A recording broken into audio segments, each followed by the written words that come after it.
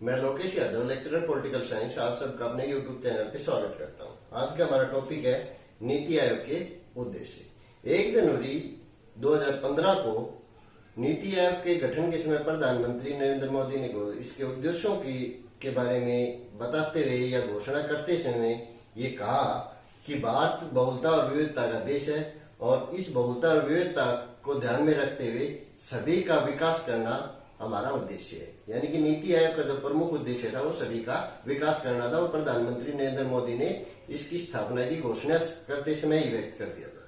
दूसरे शब्दों में कहा जाए तो इसका अभिप्राय ये था कि समाज का जो सबसे निचला समुदाय है या निचले व्यक्ति है उनके लिए उन्हीं के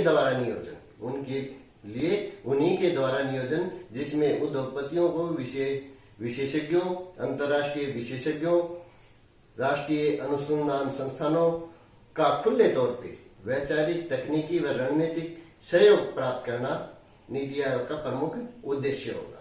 तो इसके उद्देश्यों को और ज्यादा स्पष्ट करते हुए हम इस प्रकार व्यक्त कर सकते हैं कि पहला जो उद्देश्य है वो ये है कि राष्ट्रीय विकास के उद्देश्य से एक साझा दृष्टिकोण विकसित करना, जिस पर आधारित राष्ट्रीय एजेंडे पर केंद्र व राज्य प्रमुखता से ध्यान देंगे।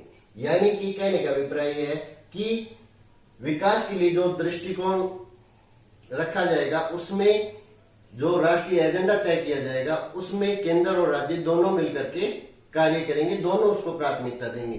ये नहीं कि केवल राज्य प्राथमिकता देने लगे या केंद्र प्राथमिकता देने लगे। दूसरा जो उसका उद्देश्य रहा वो था सहयोगात्मक संघवाद विकसित करना, ऐसी व्यवस्था की स्थापना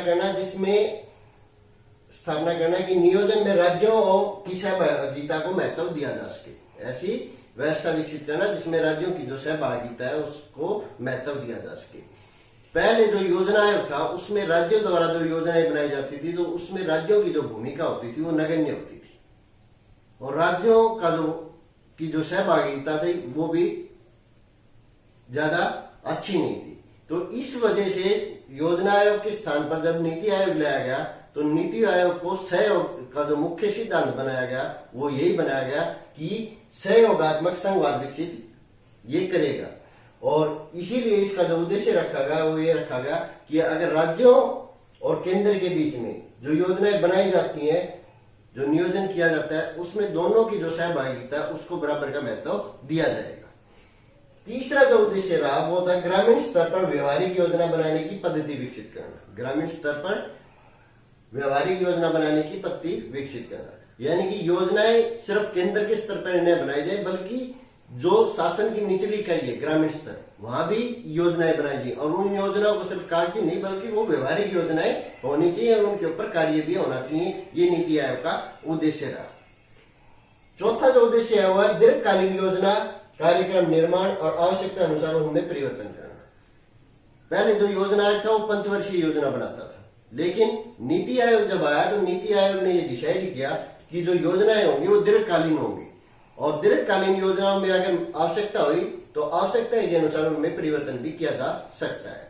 अगला जो उद्देश्य है वो परामर्श देना और महत्वपूर्ण संस्थानों के बीच साझेदारी को बढ़ावा देना। अगला जो उद्देश्य रहा वो ये था कि जहां जरूरत होगी वहां परामर्श दिया जाएगा और जो महत्वपूर्ण संस्थान है उनके बीच आपस में सहयोग के लिए साझेदारी को बढ़ावा दिया जाएगा। ज्ञान, नवाचार, उद्यमिता सहयोग प्रणाली को विकसित करना यानी कि ज्ञान के बीच में, अन्वेषण के बीच में, तकनीक के तौर पे और उद्योगों के बीच में जो डिस्टेंस है उसको समाप्त करके तीनों के बीच में सहयोगात्मक जो प्रणाली है वो विकसित की जाएगी ताकि और तेजी के साथ विकास को बढ़ावा दिया जा सके।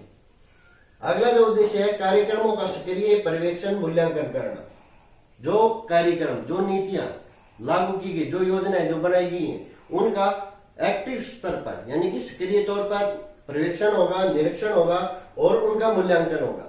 अगर आवश्यकता हुई तो उसकी सफलता के लिए उसमें अगर और कोई परिवर्तन करना पड़ेगा तो वो परिवर्तन किया जाएगा।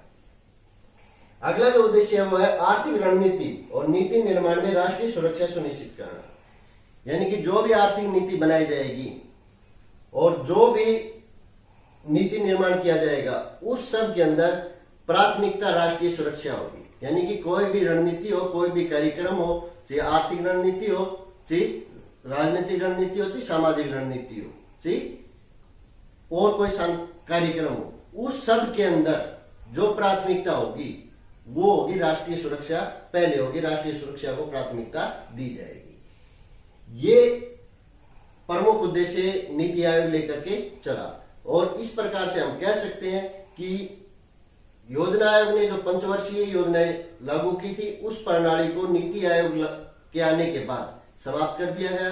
12वीं जो पंचवर्षीय योजना थी वो अंतिम पंचवर्षीय योजना थी, उसके स्थान पर 15 वर्षीय दृष्टिकोण, 7 वर्षीय रणनीति और 3 वर्षीय कार्य योजना को लागू करने का नीति आयोग ने निर्णय लिया। तो ये था नीति आयोग का उद्देश्य। उम्मीद करता हूं आपको अच्छे समझ में आ गए होंगे। आप सबका बहुत बहुत धन्यवाद।